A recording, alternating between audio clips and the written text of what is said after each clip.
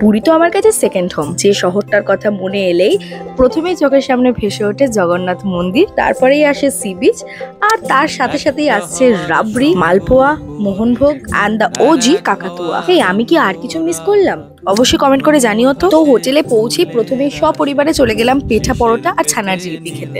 যবে থেকে এই সেন্সটা গ্রো করেছে যে যার বাড়িতে এসেছি তার সঙ্গেই আগে দেখা করা প্রয়োজন, তবে থেকে আমি পুরী পৌঁছেই আমার জগন্নাথের সঙ্গে ফার্স্ট দেখা করতে যাই। দূর থেকে মন্দিরের চূড়াটা দেখলেই যেন মনের মধ্যে একটা অদ্ভুত শান্তি আসে। আমার কপালের যে কালো টিপটা দেখছো সেটা প্রভুর গা থেকে নিয়ে লাগানো।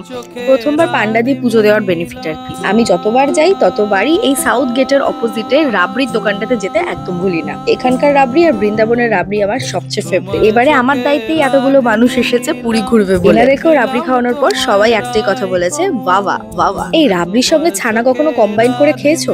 এতে রাবড়ির স্ট্রং সুইটনেসটাও অতটা মুখে লাগে না, আর খেতেও খুব ভালো লাগে। ট্রাই করতে পারো। আর অলসো এটাও বলতে পারো যে রাবড়ির সঙ্গে কম্বাইন করে তোমরা অন্য কিছু ট্রাই করেছো কিনা কখনো। এরপর গিয়েছিলাম টোটা গোপীনাথ দর্শন করতে। এরপর রুমে ফিরে ফ্রেশ হয়ে যাবো একটু ট্যুর অ্যান্ড ট্রাভেলের সঙ্গে কথা বলতে। হোটেল থেকে বেরিয়ে দেখলাম কাকাতুয়ার সামনে বিভৎস ভিড়, সবাই গজা কিনছে। যদিও এই কাকাতুয়াটাকে দেখলে আমার ছোট্টবেলার মামের কথা মনে পড়ে যায়, যে মাম বাবার হাত ধরে ধরে যেত আর প্রত্যেকবার এই কাকাতুয়াটার লেজ ধরে টানার চেষ্টা করতো। এখন লেজ না টানলেও ওকে একবার বিরক্ত না করলে আমার দিন ভালোই যাবে না। ফুচকা হলো এমন একটা খাবার যেটা আমি দেশ বিদেশ যেখানেই যাই না কেন চোখে পড়লেই খাবো। আচ্ছা, এই ট্রাভেল অ্যান্ড ট্যুরে দাদাটাকে একটু দেখে রাখো, খুব খুব ভালো সার্ভিস দিয়েছেন ওনারা। স্বর্গদ্বার ইসকন মন্দিরের কাছেই রয়েছে ওনাদের অফিস। ফোন নাম্বারটা উপরে ভিজিবল হচ্ছিল, তোমরা এনাদের থ্রুতে ঘুরতে যেতে পারো কোথাও। প্রাইসটা খুব কম নিয়েছিল এবং সার্ভিসও দারুণ, ফ্রিতে প্রমোশন করে দিয়েছি।